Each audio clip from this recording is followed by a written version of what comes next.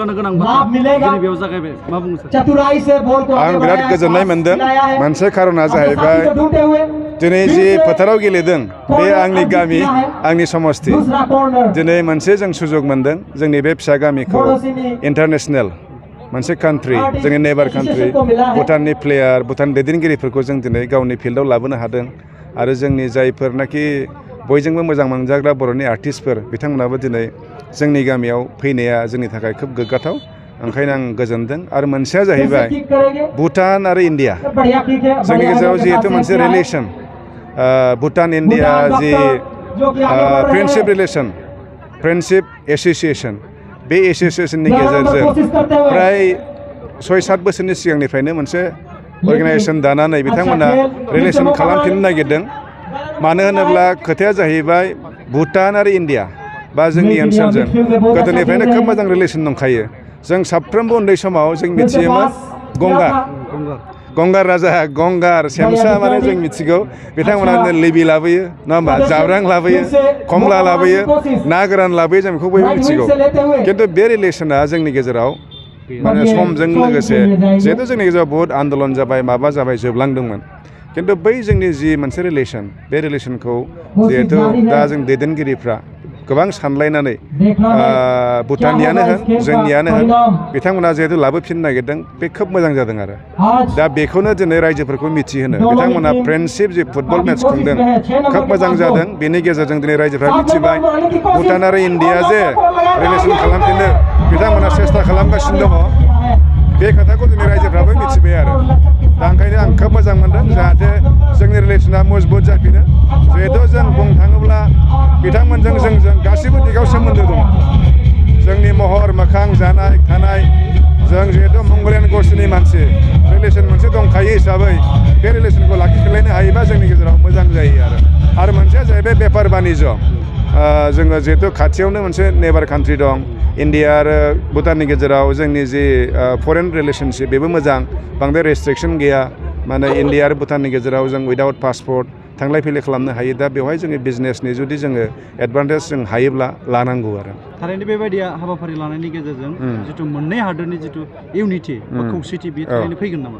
थारैनो फैगोन बेयो जोंनि गेजेराव जेब्ला आन्डारस्टेन्डिंआ फैगोन फ्रेन्डशिपनि गेजेरजों जथेस्थ' फैगोन थांलाय फैलाय जागोन आन्डारस्टेन्डिं फैगोन जथेस्थ' माने जोंनि गेजेराव खौसेथि फैगोन आरो जों इन्डिया हिसाबै जों साननांगोन अकल जोङो बड'लेण्डनि मानसि सानबाल' जानाय नङा। जों एज ए इन्डिया हिसाबै जिहेतु इन्टारनेसनेल जोंहा ट्रेड दङ बर्डारफ्राव दा बिथांमोना जोंनि इन्टारनेसनेल बर्डार थानाय हिसाबै बिथांमोननिफ्राय जों जथेस्थ' बे रिलेसननि गेजेरजों बे खेथ्रआवबो जों सहाय मोनगोन आरो बिसानिसिम मा बुंनो थागोन सार? आं बिसानिसिम आंनिफ्राय मेनि कनग्रेसुलेसन थेंक्स आरो उइसबो जासिदों जाहाथे बिथांमोना बे जिखिनि फरामनि गेजेरजों जोंनि गेजेराव रिलेसनशिप मेनटेन खालामदों बे जाहाथे मजबुत जाबावो आरो अरायसम बिथांमोना बेखौ लांबाय थानो हायो। Thank you. फ्रेंडशिप जो फुटबॉल टूर्नामेंट हुआ इस विषय में क्या बोलेंगे? अभी इसमें हमारा तब क्या बोलेगा ऐसे है अभी भूटान इंडिया बोलने से हम लोग का नाम सुनने से ऐसे इंडिया बोलने से हम लोग भूटान का जितना भी है हम लोग बहुत खुश हो रहा है। ऐसे बगल में होने के कारण में भूटान का बोलने से आप लोग को खुशी होता होगा।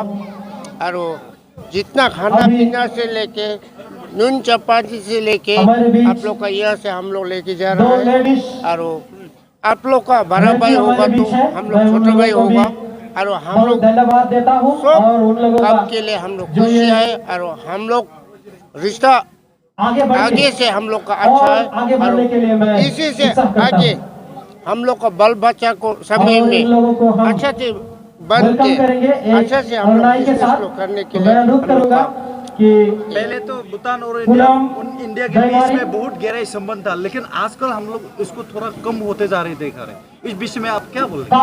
अभी ये है कि हम लोग एक विवाह भूटान इंडिया फ्रेंडशिप एसोसिएशन का NGO है और जितना भी गवर्नमेंट का पॉलिसी है वो लोग हाथ लाने हम लोग नहीं सकेगा ये आप लोग जानना पड़ेगा।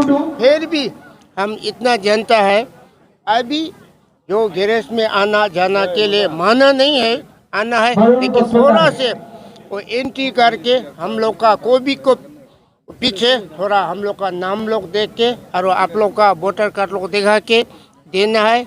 ऐसे हम लोग इंडिया आता है, हम लोग भी एसएसपी का वो हम लोग का आइडेंटिटी कार्ड दिखाता है और गेट में हम लोग का भी आइडेंटिटी कार्ड लोग दिखा के ये आता है और दूसरा अलग कुछ भी नहीं है।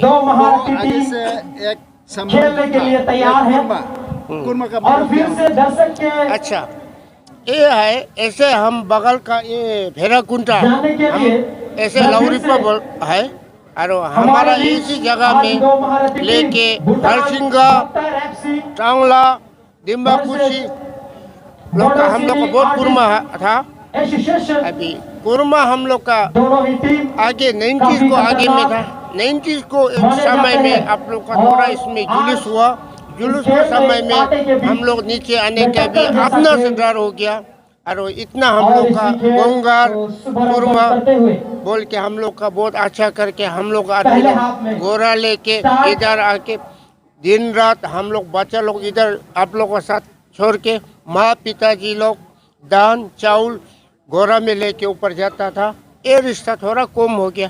फिर अभी आज से हम लोग का एमएलए सर को भी हम बोला थोड़ा लीबी जबरंग और सुखा मुला ये लोग थोड़ा से हम लोग का काउंटर दीजिए। बाजार कहाँ में है, टांगला में होते हैं, कभी वो उनमरी में होते हैं, जहाँ में भी देने से हम लोग को वो रिश्ता छोटा से टेबल रख के हम लोग को शुरू करेगा। इसी की वजह से एक तो हम लोग का भूटान का माल खाना पीना वो लोग भी आप लोग को मिल जाएगा और हम लोग का रिश्ता भी और बढ़ने के लिए आगे है। फ्रेंडशिप फुटबल टूर्नामेंट बेयाव सोलिगासिनो दं। बे बिथिङाव बिसानि जानानै रायजोफोरनो मा मेसेज होगोन? मेसेजआ बेनो गासै खौरांगिरि नोंथांमोननिसिम गिबियावनो जोंनि अननाय आरो खुलुमनाय आरो नैबे हाबाफारियाव सफैनायनि थाखाय जोङो बयबो खौरां बिजोंखौनो जों साबायखर थाबाय।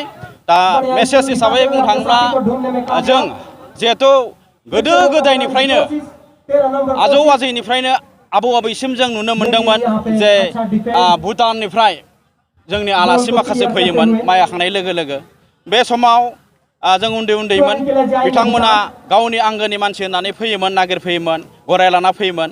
जों नुबोदों बिथांमोना गोबां जेरै जाब्रांफोर लाबोयोमोन, फानलु गोरानफोर लाबोयोमोन। बेबायदिनो बिथांमोनाबो जोंनि बे गाहायाव जि गावसोरनि आंगोनि आलासि दंमोन बिथांमोनाव फैनानै माइ दै बायदि बायदि गय फाथै लानानै थाङोमोन। बेबायदिनो थांलाय फैलाय मोनसे समावहाय दङमोन, नाथाय मुगानि सोलायनायाव मा जाबोखो दिनै बिसोरनि आरो जोंनि थांलाय फैलाय आरो जाथि बंस खुरमाफ्रा जोबलांनो हमबाय। दा बेखौनो जोङो जे जोंनि जे बल खेलानि दे जोलुर गेलेनाय बादायनाय होदों भुटान बांथार एफसि आरो जोंनि बिसा।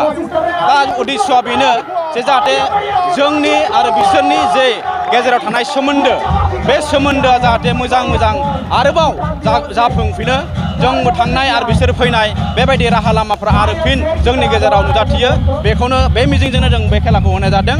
आरो भुटान बर्डाराव थानाय आरो जोंनि आसाम बर्डार बिटिआर बर्डाराव थानाय सुबुं आरो बे भुटाननि सुबुंफोरा जाहाथे अनलायनानै गोजों राहा लामा आरो जोंनि गेजेराव खौसेथि थायो।